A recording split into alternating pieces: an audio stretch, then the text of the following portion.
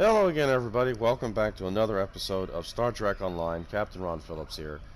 And in today's episode, it's an episode I've been promising and kind of pushing off and also haven't had the time to do for the last 2 years.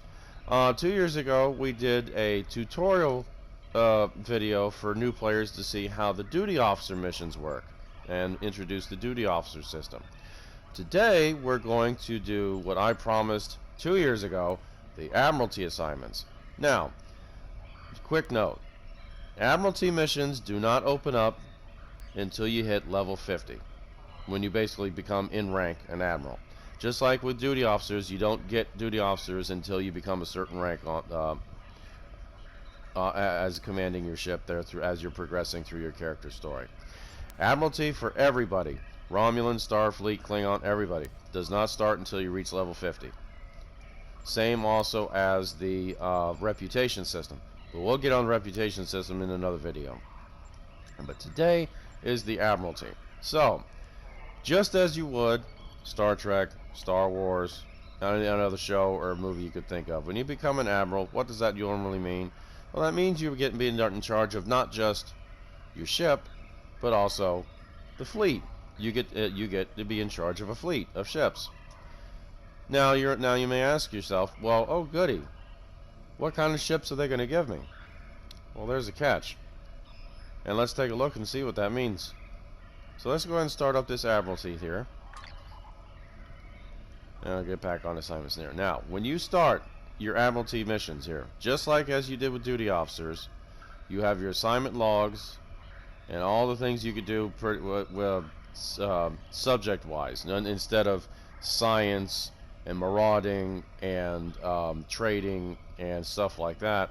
We have one for each faction here: Starfleet, Klingon, Romulans, and the Ferengi, of all people. Why the Ferengi Alliance? I have no idea, but maybe because this involves ships and trading and stuff like that. Probably that's right, because of the fact that the Ferengi Alliance is like the main traders, or the commerce ships are union pretty much within Star Trek. Thank goodness it's not the Orions. That'd be too shady. So you're an admiral. You get your ships. Well, what ships does Star Trek Online give you? Well, the catch is you already picked them. Now, what is that supposed to mean? How did I pick them?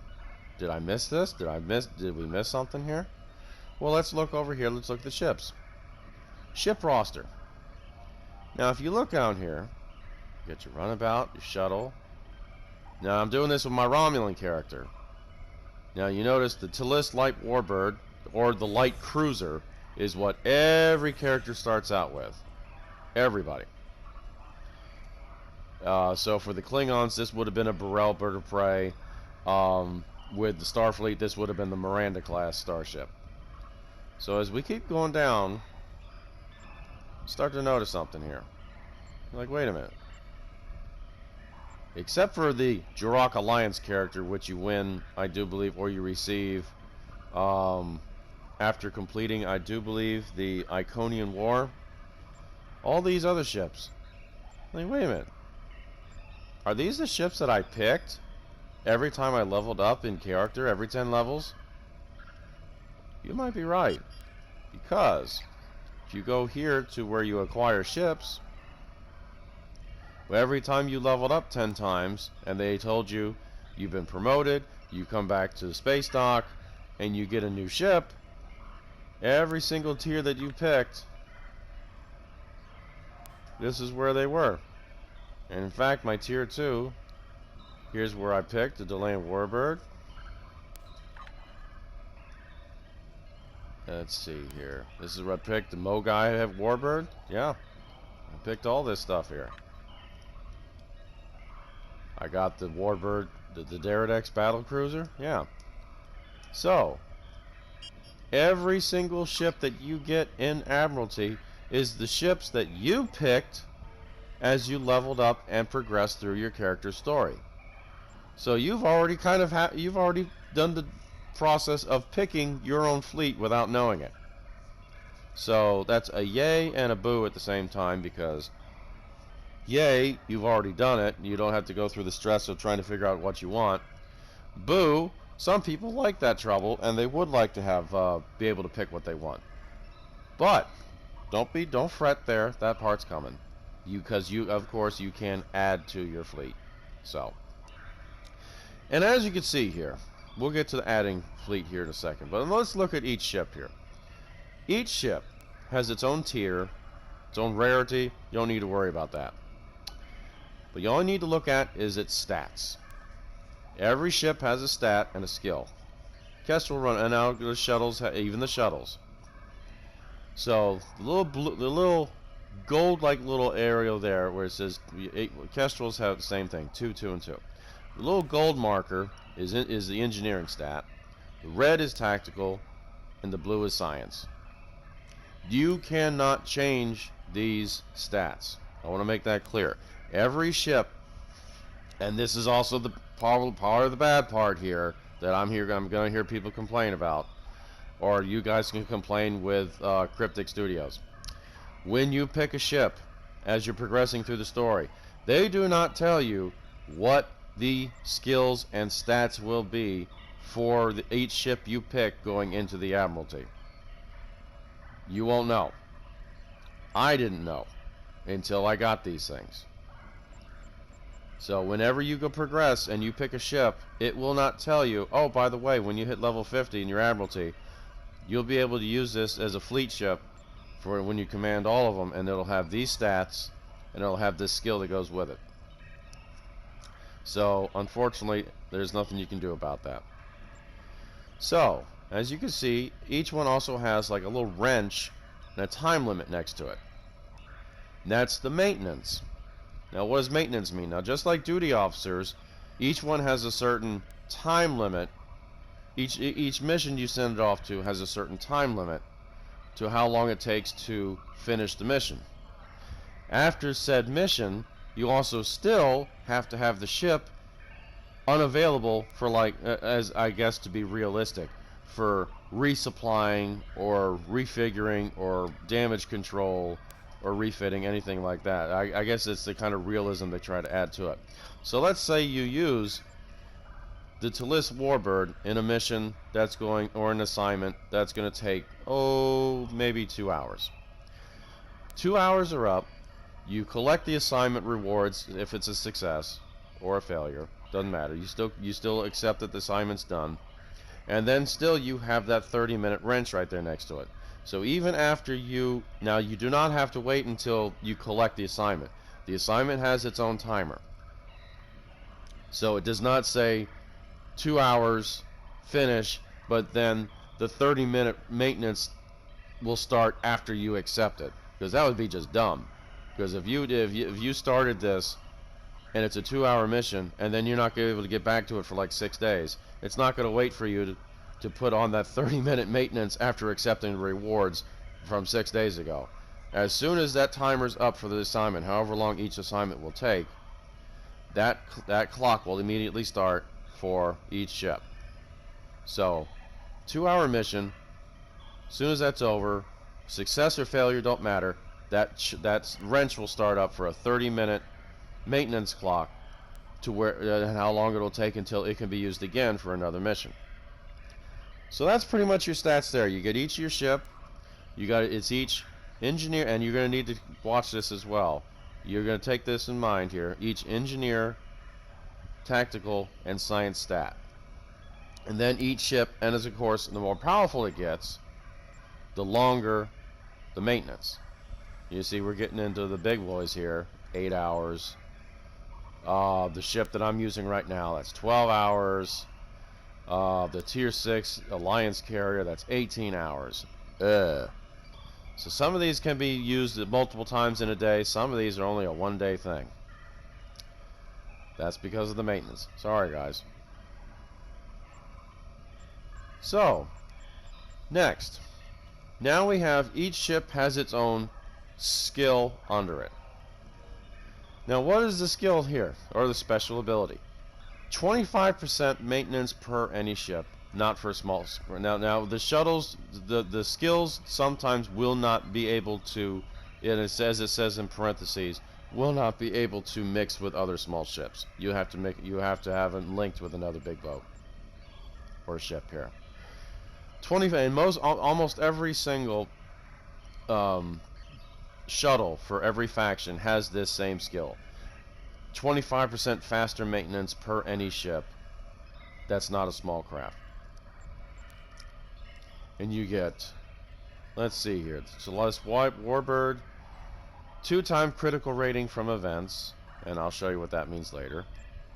1.5 critical rating from both engineer and science stats.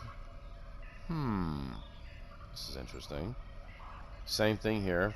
1.5 times critical rating from engineer and science stats. 2.5 critical rating from tactical stats. Plus 20 and tactical when alone. Now, what is that supposed to mean? If you do a mission, and some of these ships have this when it says when alone. If you do a mission and you choose this ship by itself, it will add 20 points of science and tactical to itself. So, meaning, it's 20 points science if this ship is by itself in a mission. That 15 there will turn to 35, and the tactical will turn to 36. So always keep that in mind, and we'll look at that here in a second when we go to assignments. Same thing here, the Archive Tactical Warbird, plus 20 to engineering and science when alone. And now there's another thing here. Plus 8 engineering and 8 science per tactical ship. Per tactical ship. Well, how do you know if it's a tactical ship or not? You see the red border or the gold border or the... Do I have a blue border? No. I just have the purple one because this is a super rare ship. But a red border there, and it's got the little tactical sign there in the top right corner there. These are tactical ships. Gold is for engineer, and if I had a blue, that would have been for science. So, per tactical ship. So if I mix a red tactical ship and plus another tactical ship, let's say that one, I would get plus 8 and plus 8 engineer and plus 8 science points, not only added to the ship, but I think to the entire score of the points added together. Now, what do you mean points added together? Well, let's go to the assignments. So, you go ahead and pick anyone. Well, we're a Romulan, so why don't we go ahead and pick the Romulan Republic. And we have 3 missions you can pick from, and the on-deck assignments are the ones that pop up after you've picked one of these. One of these will randomly pop up to take that 3rd spot. Now, the reroll tokens, that is simply to change the on-deck assignments that comes up after you pick one of the 3 main ones up here. Reroll tokens take, I think, either 2,500 or 3,000 dilithium to pay to buy 1 token. I don't bother with this. You don't have to either. But if you don't like what you see down here, because you can see here the rewards under each one here. If you don't like what you see for rewards, and if you have reroll tokens and dilithium you want to spend, then that's fine, go ahead. So now let's look at these. Escort Colonial Convoy through Republic space. And over here on the right, it has results, event rewards, and a certain event. Okay. So, results. Result, of course, is victory. Ooh, I gotta hang on there. Now the result there, you got three results. You got a chest there with can't really see it very well. It's got people's faces on it. Usually that means not duty officers, but that usually means either colonists or prisoners, depending on the mission. And of course it says escort colonial convoy, which means you'll be able to pick up colonists, which you can use in your duty officer missions. The great big green bird there in the center is basically your experience, your XP points. And the big green arrow there where it says 4.5K, that is the commendation points or the specialization points, one of the two. Ah, yeah, I do believe it's specialization points. Or, no, it is not. I apologize. That is experience you get here through the round circle here. That is experience points. I apologize. To level me up faster. You can see here on the right, I've got the level 59, and the circle is kind of halfway filled there.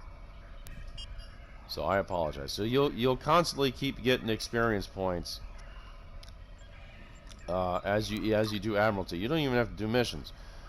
It converts and complete missions in the story mode. You'll still get experience throughout doing Admiralty, just like as you would duty officer missions. So now each event reward is different. This one is nice because that's 500 dilithium right off the bat. That's nice. Not everyone gives you 500 dilithium. Some give you dilithium, some give you money, some give you crafting items. It just depends. And the event is plus 10 engineering required, plus 5 critical rating, so it's already going to give you a plus 5 critical chance, and of course you have a small dilithium ore package that you win. Now, let's go look over here again in the box here, where I've got it lit up.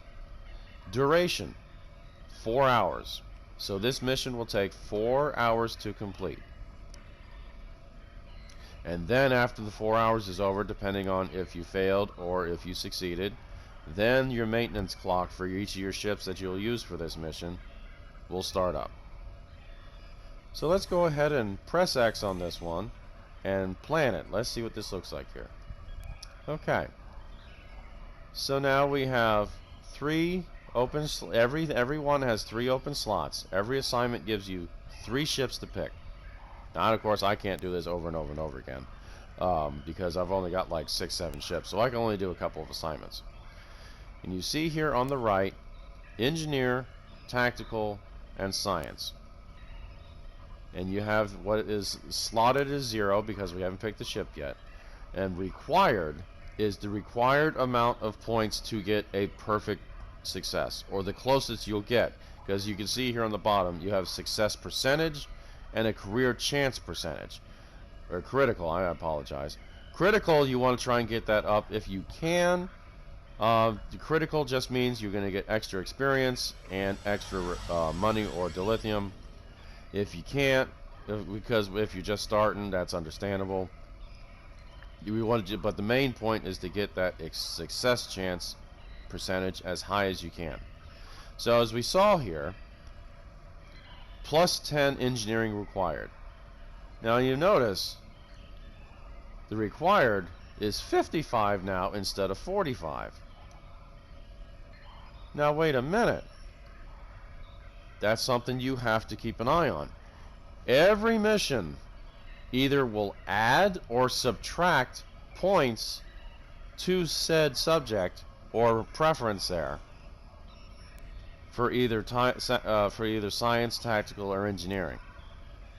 And there are some crazy ones. There are some out there that will add 100 points to, and that one's usually your science.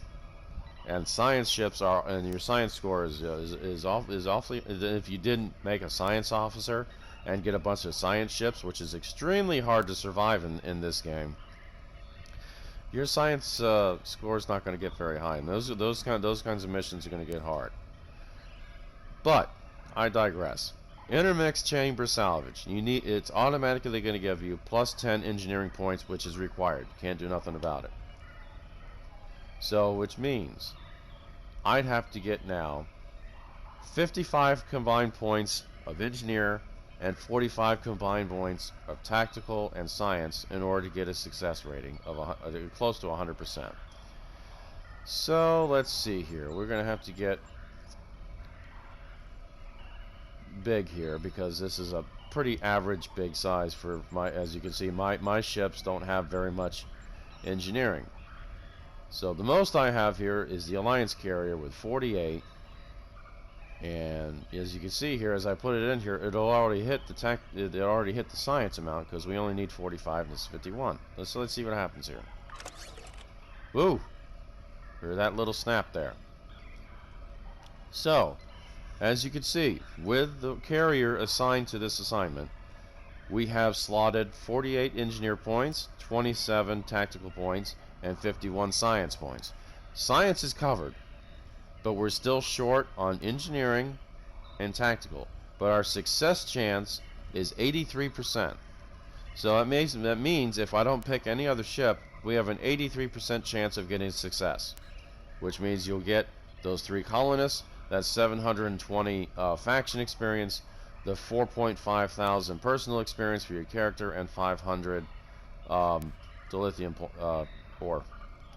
Now, if we wanted to pick another ship, let's see, 48 from 55 is only 7. So let's go ahead and pick 10 here. The Gudon bird of prey. Ooh. Okay, so now, as you can see here on the right, it all adds up together. So now our engineer slotted score is 58 when we only need 55. We're still short on tactical by 8 points. So we got 37 out of 45. And of course our science has gotten even more, so we got 61 out of 45. Now our success chance has gone up to 94%. And because of the bird of prey's critical rating from both science and engineer, the science and engineering score, we get an added critical rating percentage to our critical chance from the higher each engineer score and each science score has become. So now, because we have broken what we were needed to require for engineering and science, our critical rating has gone up for the critical chance. So critical chance, the higher that gets up, I think if we were to get a critical success, I think the event reward 500 would instead be 750 dilithium. And instead of 3 we still might get 3 colonists. I'm not sure. The faction experience 720, that might be just under 1,000. And the personal character experience from 4.5 thousand might jump up to 6 or 7,000. But like I said, this is just to start with the Admiralty. This is just to start. So you may not be able to get that super high critical rating. You may not. So we still need 8 points for tactical. Let's see here. Well, let's go ahead and stick the Warbird on here. We want to save these other big boats here. We're just using these small ones here, because we'll be short with our Tliss Warbird. So let's go ahead and use the Delane Warbird. Aha! So now, our slotted requirement, or our slotted points now, are greater than everything that's required. We got another 1.5 times critical rating from Engineer and Science, plus with the Bird of Prey. So now our critical chance is 22%, and our success rate is a perfect 100. Perfect! Which means now we begin the assignment. We'll get, in 4 hours, a perfect 3 colonists, 500 dilithium, and all that experience that comes with the mission. Okay, so let's begin that assignment. Aha! So now you start that assignment, as it's lit up there on the top there, and one of these popped up and took that empty spot there. Now, as you can see, some are labeled in green, some are labeled in white, some are labeled in purple. The rarer the assignment, which is purple, the more rewards, possibly, but also the more ridiculous some of the things they ask for. As you can see here, the event, plus 50 science required, but you get a plus 50 critical rating already. Look at that starting stat: 85 engineering, 145 tactical, and 85 science. But now we go ahead and start the mission here. 135 science. 14, 15, 14, 13. No, not happening. Not happening. I mean, because you get plus 20 science and tactical, but only if these ships are alone. So that's definitely not one you need to worry about right now. So green ones you could look at, white ones you could look at just as you're starting your Admiralty up right now. So now, after assignments, you complete assignments, as you hear here in the assignment log. You got 3 hours, 58 minutes, and 19 seconds. Where does that go? Well, we did a Romulan Republic mission. You see over here on the right, level 0, 0 out of 1800 experience, tour of duty, 0 out of 10 to reward. Campaign overview. Now, tour of duty. Complete all 10 steps or all 10 tours of duty, and tour of duty is its own mission. You'll see pop up every once in a while. You will receive 4 Romulan Republic Universal Tech upgrades. Now, meaning, I think each Universal Tech upgrade for the Romulan Republic, I think, is 20,000 tech points that you could use on any item. I'm not entirely. I don't remember exactly how much it is, but it's pretty decent. And I do believe those also come without a dilithium cost, because most time you use any kind of tech upgrade, you've got to use dilithium to help pay for it as well. Every faction is different. Federation, you get 2 specialization points, and you have to be level 60 to open your specialization. That is up here. That's another thing entirely, where you pick 2 specializations and then you get points to start up and certain skills. Now, these are not skills you'll actually use. They're like passive skills. They activate on themselves. You don't have to actually worry about them. You don't have to hold a button and look for them on the screen there, like here. You don't have to look for them on here and try and find them, because they're already there. They're passive. You don't have to worry about them. Yep. So let's go back to Admiralty. So, the United Federation of Planets gives you 2 specialization points. And here it is, as a matter of fact. Every tour of duty mission will light up gold. And it'll always start out with the faction's name. And it'll give you a certain amount of rewards, just as before, and certain event skills that you have to start up with. Now, for the Klingons, complete all 10 to receive 40,000 fleet dilithium vouchers. Now, that's only going to be good for you if you're in a fleet. If you're not in a fleet, you could still do it, but I wouldn't worry about it. Because you can only use that if you're in a fleet. However, I will still do the Klingons, because every once in a while they still have missions. As you can see here, you still get dilithium missions, or dilithium results, or rewards.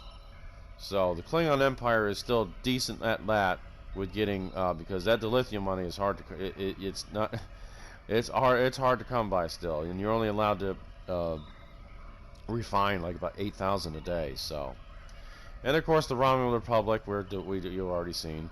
Now the Ferengi is the one that you really want to do. Complete all 10 tours of duty to get an automatic 30,000 dilithium. No questions asked.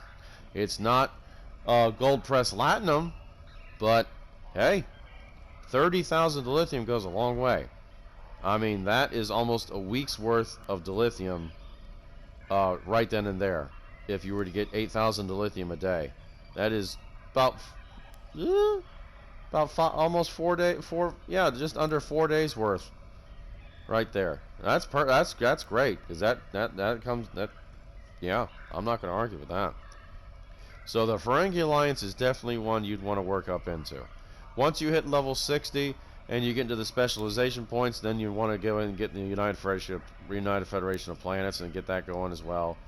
Yet It all depends on you guys and depending on the kind of character you have and what kind of rewards you want to look at. If you're in a fleet, perfect because you know fleets when they want that fleet dilithium, they ask for a lot.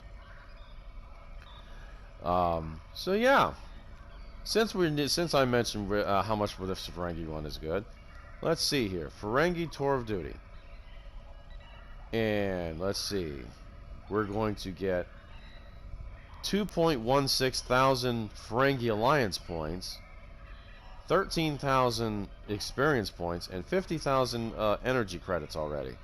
And we already have a +5 critical rating, and of course the small energy credits package. And we only need 10 points out of each one. So yeah, why don't we just go ahead and pick Mogai Heavy Warbird, get that taken care of. 10, 21, and 14. Critical chance of 38%. Success chance 100%. Perfect. And we'll go ahead and go... Well, we'll go ahead and do the Klingon one as well. Now, that's interesting. Urgent Distress Call. Plus 30 points required all, but you get 100% critical added rating. 40, 40, 40. Well, the only thing we got close to that would be, I do believe, the Dederic Warbird, because that gives me 20 science and tactical. That gives me an 83% chance. Or the tactical Warbird, same thing, 83% chance. What the heck? We'll try it. And every tour of duty, you see the duration takes 20 hours. So these ones take quite a while. So we'll go ahead and start that. And I do believe that is all that I can get. Now, as you see here, progress any one campaign to tier 3. That will be the level, I do believe, for any one of these campaigns. You get it to level 3. And you only need to get a certain amount of experience to level it up, as you saw there. So in progress, let's see, the Ferengi, everyone needs 1800 experience to get it to level 1, and this one is already going to be 2.16 thousand. So I'll get to level 1 or level 2 right there off the bat with this one. Same with this one. Now the Romulan one's going to take a little bit while longer, because 720 is not going to get me up to 1800. Oh well. So that is the gist of the Admiralty. Now, what do you now? Now? Now, of course, now everybody's thinking. Now, wait a minute. Is this all I'm stuck with? Is it? Can I not get any more ships? Oh yes, you can. Oh yes, you can. And that is in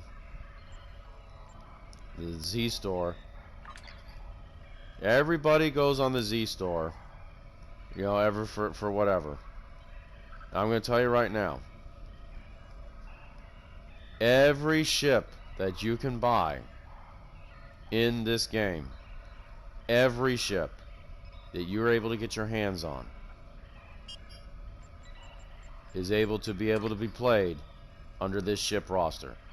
Even if you get rid of the ship or put it in dry dock, it will still be here for you to use in the Admiralty section, no matter what it is. All those tier 6s that you guys put all your gold money into to buy, all your super ones, they'll be right here. And there is also another way to possibly buy some more ships. Let me see. I'm not sure if it's in the dilithium store. No. Oh yes, here we go. The Phoenix Prize Pack.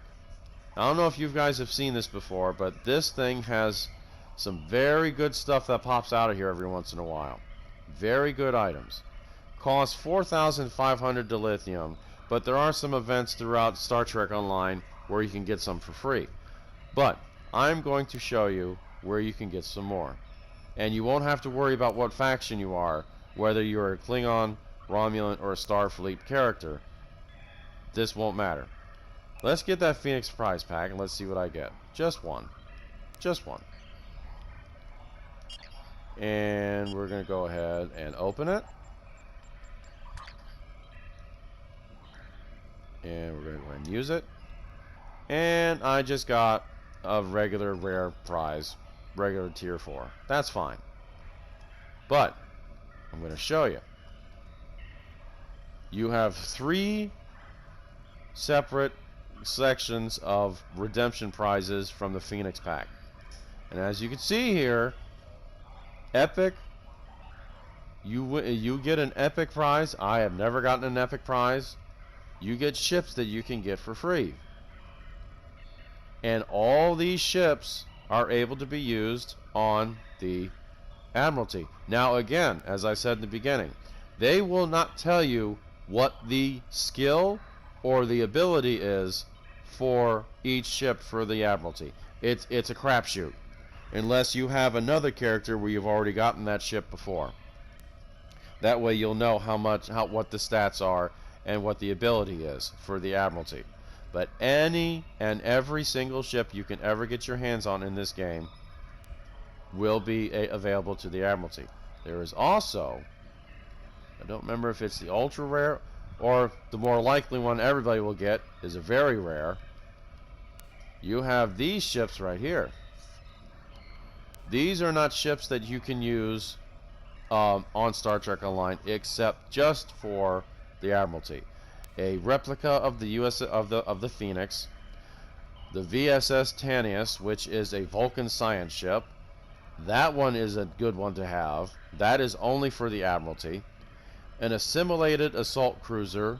That one is only for the Admiralty. The ISS Stati, which is a mirror universe ship. That is also for only the Admiralty. So all 4 of these, if you were able to get a Phoenix pack and you were able to get the very rare, that's a free ship, and that just goes straight to your Admiralty. These are not ships you can fly, but they'll be ships you can use. Also, just like you are able to come down here and get duty officers as well. So I don't know if there's any others down here. I don't think, of course, there's not any rare. I know it. Whenever you get a rare one, there are so many little things you can get, like emojis, emoji packs for the starship or the character, combat pets, badges, some weapons, bonus pools, fleet pools. You don't have to worry about that. I just opened up the Phoenix prize pack so you can see the amount of ships that you can get on there. I always get the universal tech upgrade because that is a beautiful thing to get. These universal tech upgrades. 38,400 tech points to any item, no lithium cost, and they also have a chance to improve the rarity of each of your items. So now I'm going to show you what those ships look like on another character I have here. So give me just a second. Okay guys, so welcome to Earth Space Dock. I have gone from my Romulan character now to my main character here, my main admiral here in Starfleet. Say hello, Bolian. Hello.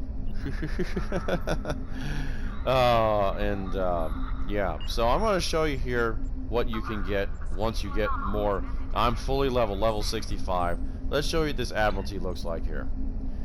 So, oh, I've got all these. I gotta